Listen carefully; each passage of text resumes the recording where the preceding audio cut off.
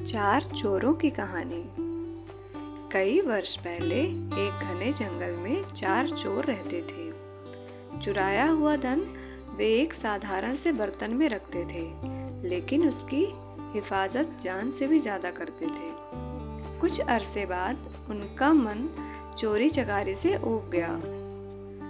एक चोर ने कहा, मैं तो ऐसी जिंदगी से तंग आ गया हूँ। हमें हमेशा चौकन्ना रहना पड़ता है, वरना हम पकड़े भी जा सकते हैं। तभी दूसरे चोर ने कहा, हाँ, मैं भी चाहता हूँ कि हम लोग एक शांत और सच्ची जिंदगी जिए।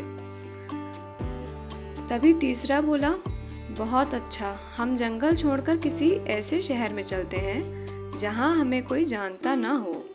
शायद कोई साफ सुथरा काम धंधा ही हाथ लग जाए। तीनों चोरों को तो यह सुझाव पसंद आया और उन्होंने तय कर लिया कि वे जंगल छोड़ देंगे। लेकिन चौथे चोर को अपनी जीविका के लिए कोई खरा धंधा करने की योजना पसंद नहीं आई। उस समय तो वह चुप रहा, लेकिन उसने बर्तन में रखे पैसे चुराकर भाग जाने का इरादा कर लिया। वह सही मौके का इंतजार करने लगा। चारों चोर एक शहर पहुंचे और वहां एक धर्मशाला छत्रम में रुक गए। उनमें से दो शहर के बारे में कुछ जानकारी हासिल करने के लिए निकल पड़े।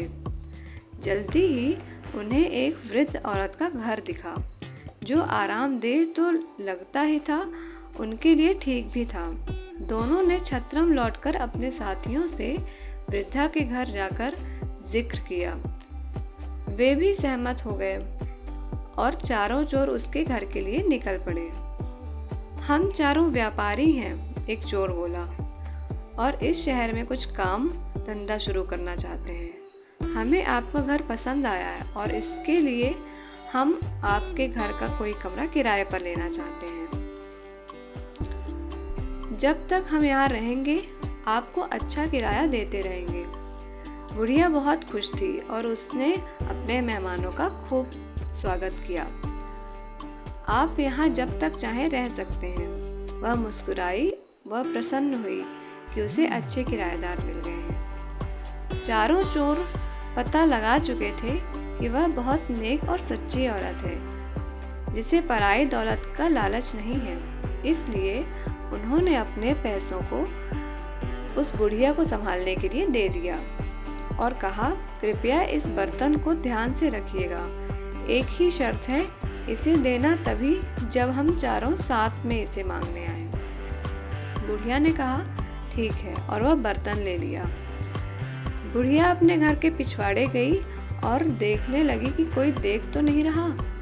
जब उसे तसल्ली हो गई तो उसने जमीन खोदकर उसमें बर्तन डाला और उसे वापस मिट्टी से ढक दिया। चारों ओर कुछ काम धंधे की तलाश में शहर चले गए। जल्दी ही वे काफी थक गए और बुढ़िया के घर से कुछ ही दूरी पर खड़े वट वृक्ष के नीचे बैठकर सुस्ताने लगे। तभी एक औरत लस्सी बेचती हुई वहां से निकली। चारों ने थोड़ी लस्सी खरीदने का निश्चय किया। लस्सी बहुत स्वादिष्ट थी। उन्होंने सोचा कि दोपहर के भोजन के साथ पीने के लिए थोड़ी लस्सी भी ले ली जाए।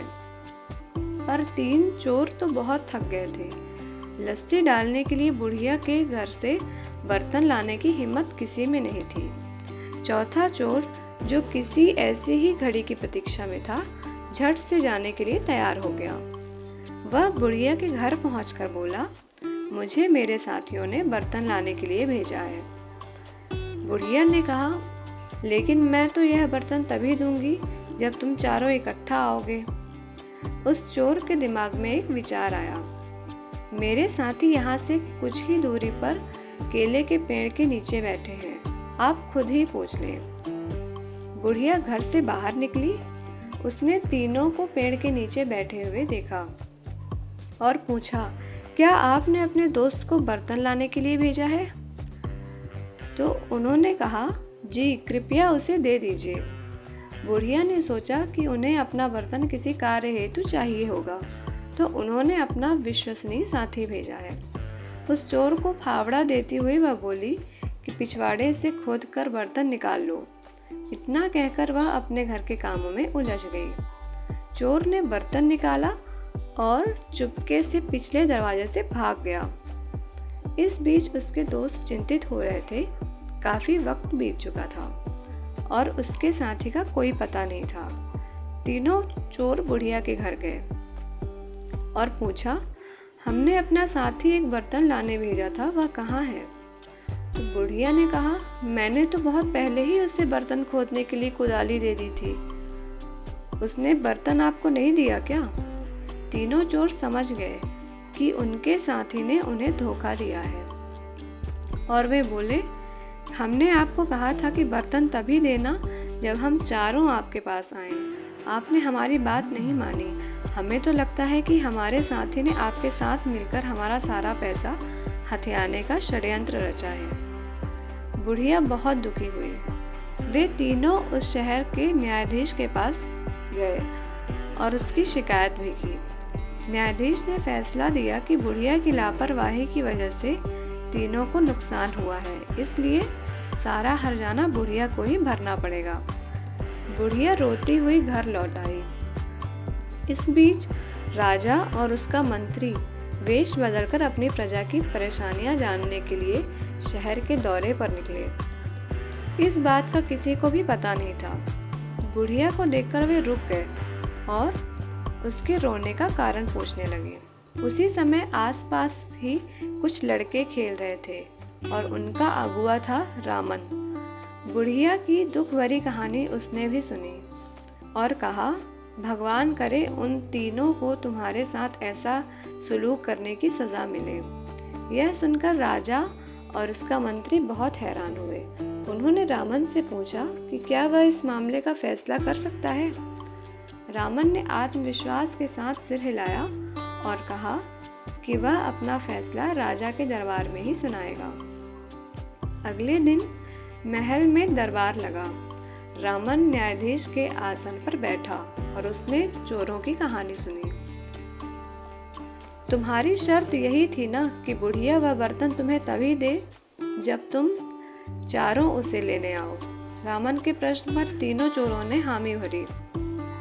तो रामन ने कहा, बहुत अच्छा, वह शर्त पूरी करने के लिए तैयार है, पर यहाँ तो तुम सिर्फ 3 ही हो। जाओ अपना चौथा साथी लेकर आओ जिससे शर्त पूरी की जा सके। रामन ने आदेश दिया। तभी राजा ने बोला, शाबाश, क्या फैसला दिया है। राजा ने रामन की बहुत प्रशंसा की और कहा, तुम छोटे हो पर समझदार हो। आज से तुम मर्यादा रामन के नाम से जाने जाओगे और हमारे दरबार में ऐसे मुकदमों का फैसला भी तुम ही करोगे। अगर आप इस तरह की और भी कहानियाँ सुनना चाहते हैं तो प्लीज़ इस चैनल को सब्सक्राइब करें। धन्यवाद।